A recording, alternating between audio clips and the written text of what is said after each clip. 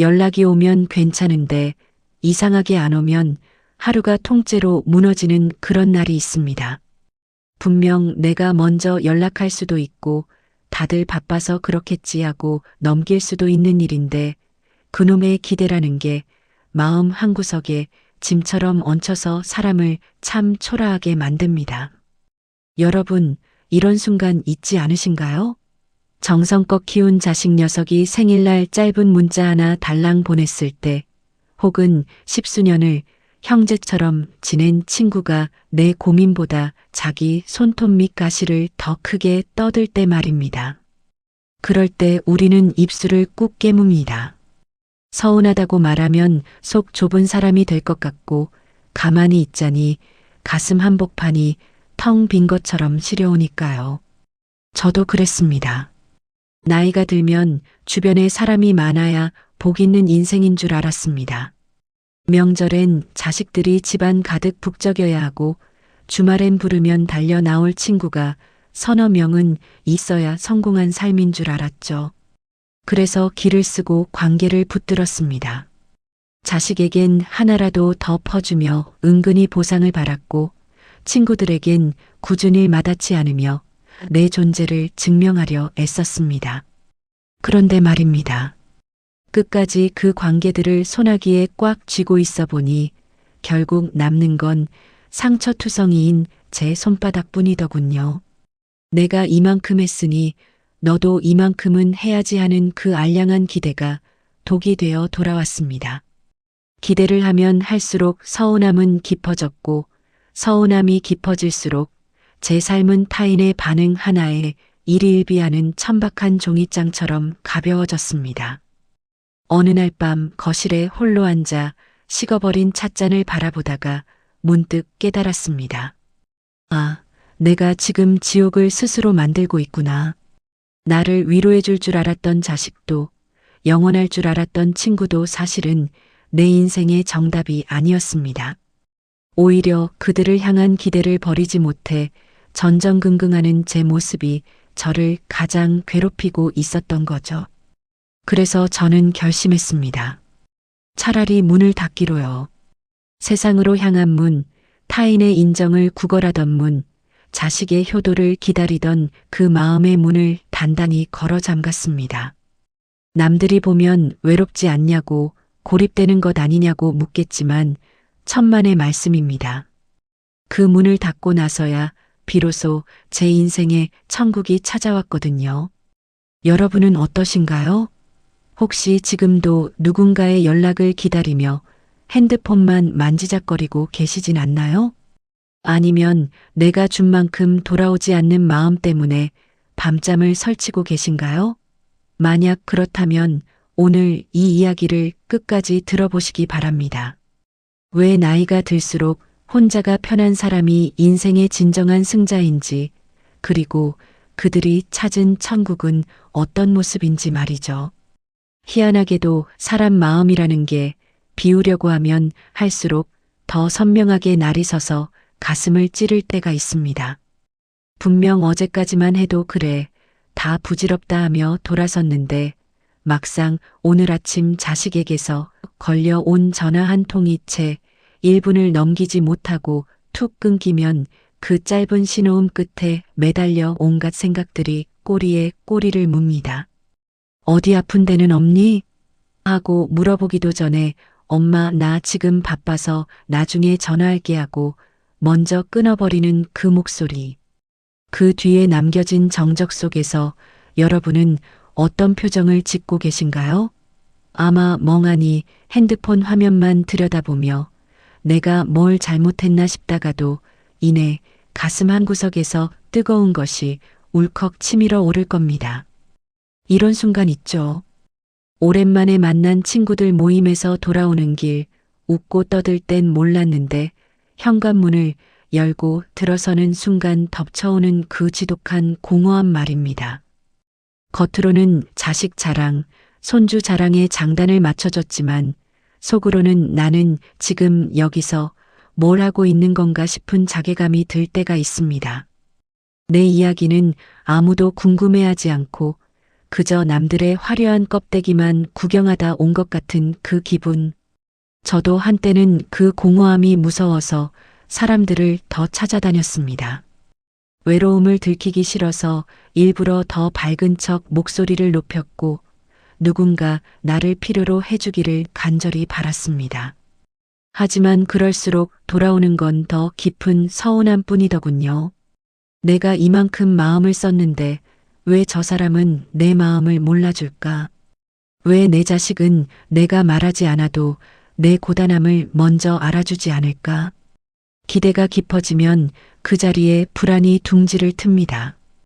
혹시 내가 나이 들어서 짐이 되는 건 아닐까?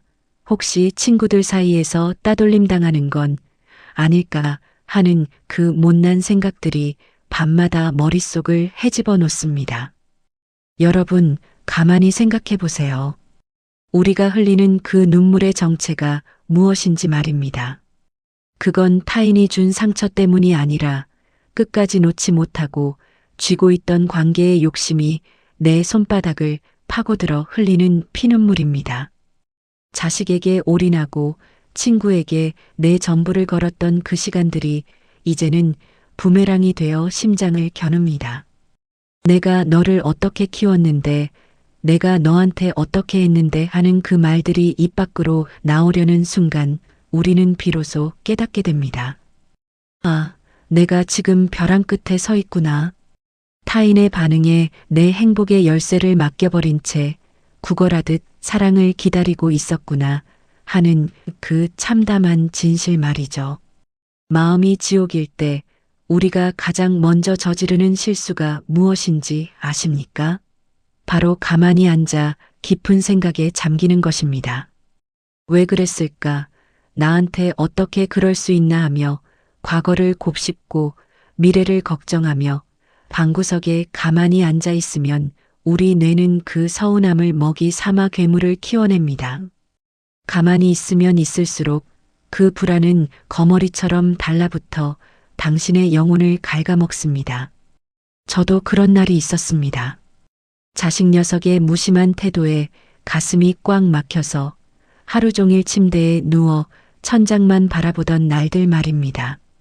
그런데 그렇게 누워 있어 보니 마음이 편해지기는커녕 온갖 나쁜 생각들이 독버섯처럼 피어나더군요. 내가 죽어도 눈물 한 방울 안 흘리겠지 하는 극단적인 생각까지 들었습니다. 그게 바로 가만히 있는 자가 치러야 할 고독의 형벌이었습니다. 그때 저는 깨달았습니다. 마음을 다스리려고 애쓰지 말고 몸을 먼저 움직여야 한다는 사실을요. 여러분, 지금 당장 자리에서 일어나십시오. 그리고 가장 먼저 해야 할 일은 바로 집안일입니다. 싱크대에 쌓인 그릇을 닦고 구석에 쌓인 먼지를 털어내고 눅눅해진 빨래를 햇살 아래 널어보세요. 별것 아닌 것 같은 그 작은 행동들이 기적을 만듭니다. 손에 물을 묻히고 그릇을 닦는 동안 희한하게도 머릿속을 어지럽히던 자식 걱정, 친구에 대한 원망이 조금씩 씻겨나갑니다. 깨끗해진 집안을 보면 그래, 내 삶은 아직 내 손으로 가꿀 수 있구나 하는 효능감이 차오르죠. 내 통제권을 타인이 아닌 내 손으로 다시 가져오는 순간입니다. 그 다음엔 무조건 밖으로 나가 걷으십시오. 신발끈을 조여매고 동네 한 바퀴를 돌기 시작하면 우리 몸은 정직하게 반응합니다. 발바닥이 지면에 닿는 감촉, 뺨을 스치는 바람의 온도, 길가에 핀 이름 모를 들꽃, 그 생명력 넘치는 풍경들이 당신에게 속삭일 겁니다. 보라고, 세상은 여전히 이렇게 아름답게 돌아가고 있는데 왜 너는 타인의 말 한마디에 갇혀 지옥을 살고 있냐고 말입니다. 걷기는 단순한 운동이 아닙니다. 내 안의 묵은 감정을 털어내는 가장 고결한 의식입니다. 한 걸음 뗄 때마다 서운함을 버리고 또 한 걸음 뗄 때마다 기대를 비워내세요.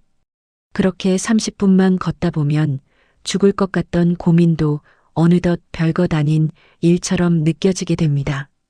가만히 앉아 있을 땐 세상 전부였던 고민이 움직이는 당신 앞에서는 그저 스쳐 지나가는 풍경 조각이 될 뿐입니다. 이런 마음 느껴보신 적 있으신가요? 지독하게 외롭다가도 막상 대청소를 끝내고 시원한 물 한 잔 들이켰을 때 느껴지는 그 상쾌한 말입니다. 그게 바로 우리가 찾아야 할 작은 천국의 시작입니다. 여러분, 기억하세요. 행복은 오는 것이 아니라 내가 움직여서 찾아가는 것입니다. 타인의 다정함을 기다리지 마세요. 대신 내 몸을 정성껏 움직여 나를 대접하십시오. 고요한 집안에서 나만의 질서를 세우고 내 두 발로 대지를 딛고 서는 그 순간, 당신은 더 이상 누군가의 소용을 확인하며 살지 않아도 되는 단단한 존재가 됩니다. 여러분, 한번 상상해 보십시오. 두 가지의 삶이 있습니다.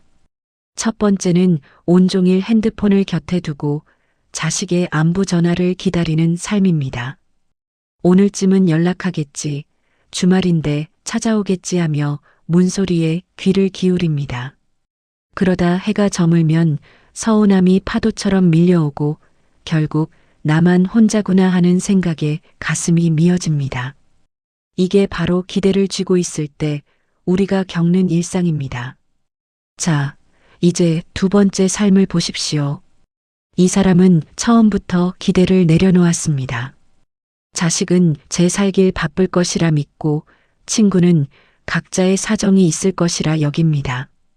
대신 아침에 일어나 정성껏 이부자리를 개고 나를 위해 따뜻한 국을 끓입니다. 오후에는 좋아하는 책 한 권을 들고 공원에 나가 벤치에 앉습니다. 연락이 오면 반갑게 받되 오지 않는다고 해서 내 평화가 깨지지는 않습니다. 어떤 삶이 더 풍요로워 보이시나요?